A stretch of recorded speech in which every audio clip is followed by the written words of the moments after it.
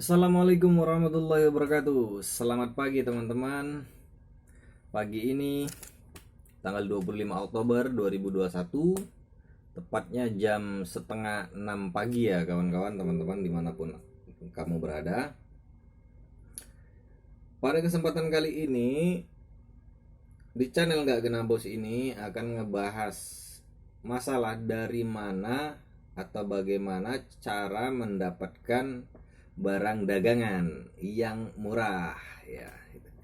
Ini pasti banyak dicari teman-teman ya di YouTube, di Google, bagaimana cara mendapatkan stok atau barang dagangan yang murah untuk minimarket, toko sembako, toko retail atau warung teman-teman. Khususnya bagi pemula.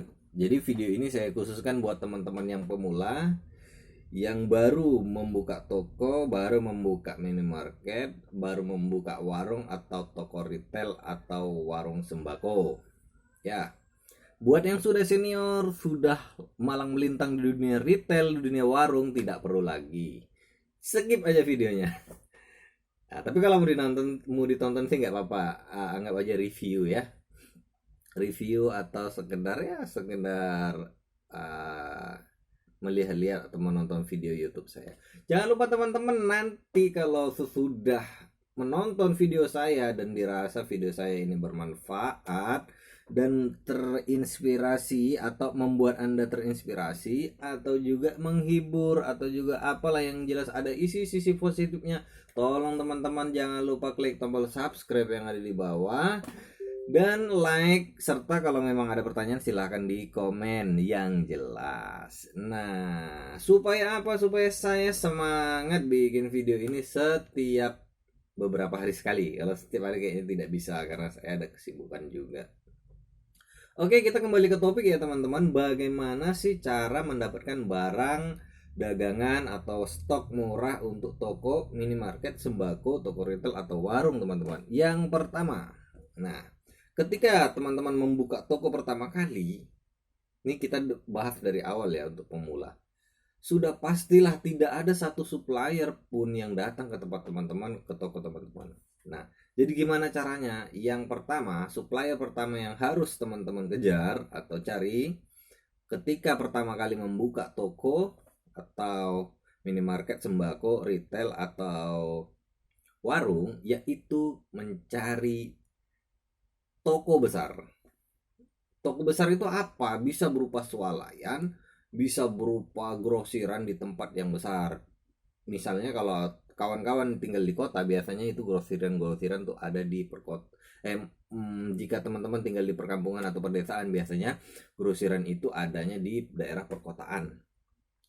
Kawan-kawan atau teman-teman datangi masing-masing supermarket yang ada di daerah teman-teman, cari dagangannya.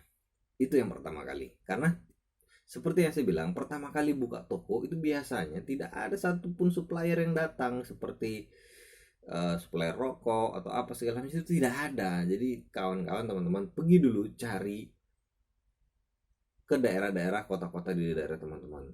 Nah, keluar tenaga dikit lah, nggak apa-apa ya kan. Nah, itu teman-teman cari, masukin aja supermarket yang ada swalen ada, teman-teman bandingin, lalu teman-teman ambil barang-barang yang sekiranya laku atau sekiranya berpotensi untuk dijual di tempat teman-teman ya. Itu yang pertama.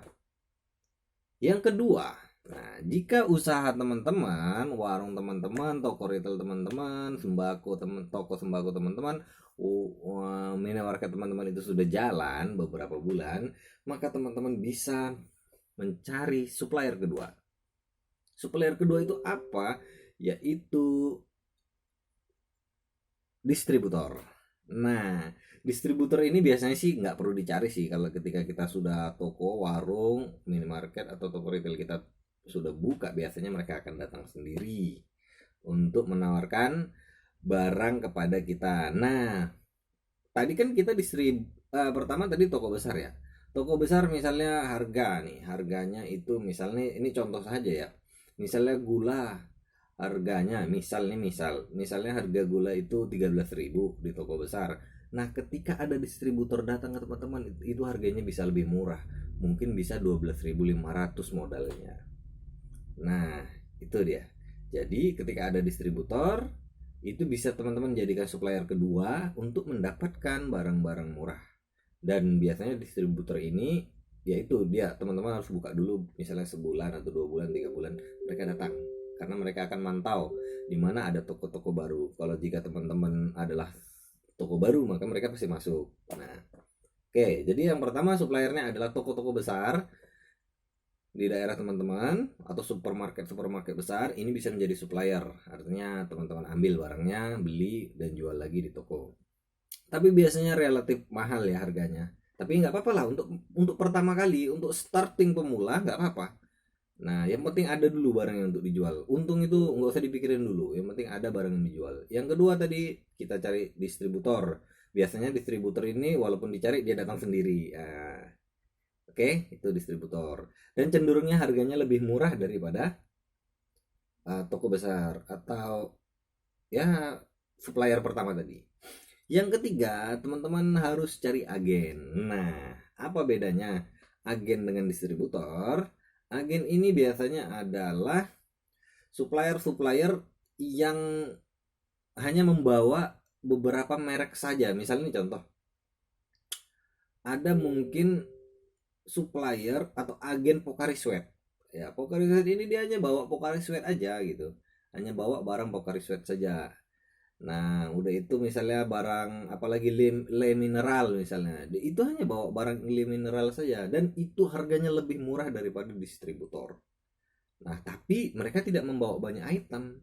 Mereka hanya bawa khusus item merek dagang mereka saja.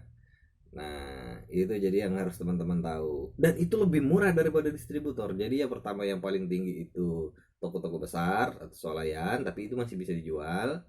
Kedua itu distributor, ketiga itu agen. Nah, agen inilah yang paling murah ya teman-teman. Bisa teman-teman dapatkan barang dengan murah di agen. Agen ini biasanya juga datang, juga berkunjung ke toko-toko baru. Tidak sehari 2 hari kita buka langsung berkunjung. Biasanya setelah sebulan, 2 bulan, 3 bulan dia datang karena dia pasti mencari-cari toko-toko baru. Nah, itulah tip supplier-supplier, 3 supplier yang teman-teman akan selalu hadapi ketika teman-teman pemula dan baru mulai usaha toko sembako, minimarket, atau toko retail atau warung. Nah, kemudian jangan lupa lagi ada satu supplier yang sangat potensial yang bisa membantu teman-teman. Apa? Nah, tadi udah ada 3 ini, yaitu adalah warung atau toko terdekat teman-teman yang teman-teman kenal. Maksudnya apa? Begini, teman-teman baru pertama kali buka toko, misalnya nih, swalayannya jauh atau toko besarnya jauh. Pertama kali nih, ini saya cerita pertama kali kalau teman-teman buka. Sementara teman-teman kehabisan stok barang, teman-teman coba cari di daerah teman-teman ada nggak warung-warung atau toko atau semi grosir atau apalah yang teman-teman kenal. Mungkin teman-teman bisa sistem bagi. Artinya apa? Misalnya ini contoh nih ya, teman-teman kehabisan barang, misalnya gula deh, misalnya ini contoh saja ya, misalnya 10.300 atau 10.400. Biasanya teman-teman dapat dari supermarket besar atau toko besar nih. Ini cerita awal ya. Ketika itu teman-teman barangnya habis, maka kan teman-teman nggak bisa cepat nih dapat barangnya. Sementara ada orang mau beli atau pelanggan mau beli, maka teman-teman hubungi teman itu, warung itu, tetangga teman-teman atau ya kawan teman-teman yang punya warung itu, bilang dong, saya bisa nggak minta barangnya untuk dijualin, misalnya minta 5 kilo gitu kan, tapi dengan harga modal dong. Mungkin kawan teman-teman itu bisa ngasih dengan harga 10.400, mungkin selisih 100 rupiah lebih mahal daripada di swalayan atau toko besar. Dan nanti teman-teman bisa jual lagi misalnya 10.500 atau 10.000 atau 11.000, terserah berapapun itu. Intinya teman-teman tidak kehabisan stok dan boleh ngambil dari teman-teman warung toko lainnya itu sebagai supplier yang cadangan, supplier cadangan atau backup ketika memang teman-teman sudah kehabisan barang, itu bisa dilakukan. Dan biasanya kalau ada kerjasama seperti ini, saling membantu, teman yang dimintain tolong biasanya selalu bantu kok, nggak usah khawatir. Tapi jika dia tidak membantu berarti dia pemikirannya sempit. Kenapa? Dikarenakan barang dagangannya ya juga nggak jadi laku kan. Walaupun kita ambil untung dia tipis, tapi seharusnya laku. Oke, jadi itulah 4 supplier untuk pemula buat teman-teman yang bisa menjual barang kepada Anda dengan harga-harga murah. Yaitu yang pertama tadi, pertama kali buka toko, saya ulang lagi, itu supermarket atau swalayan besar. Kedua itu distributor, ketiga agen, ketiga warung teman-teman, warung tetangga yang punya barang lebih. Itu bisa teman-teman jadikan supplier. Nah, barang-barang murah ini disesuaikan, jika kawan-kawan dapat barang-barang murah ini bisa disesuaikan penjualannya. Mungkin jika teman-teman dapat harga mahal, mungkin teman-teman bisa ambil untung tipis. Nah, jika teman-teman dapat harga dari agen, mungkin kan lebih murah, bisa dapat untung banyak. Oke, gitu aja teman-teman, cara mendapatkan barang dari supplier untuk pemula, untuk warung, toko, minimarket, sembako, toko retail pemula. Buat yang sudah senior, sudah kaya raya, sudah berhasil, skip aja videonya karena ini tidak Anda butuhkan lagi.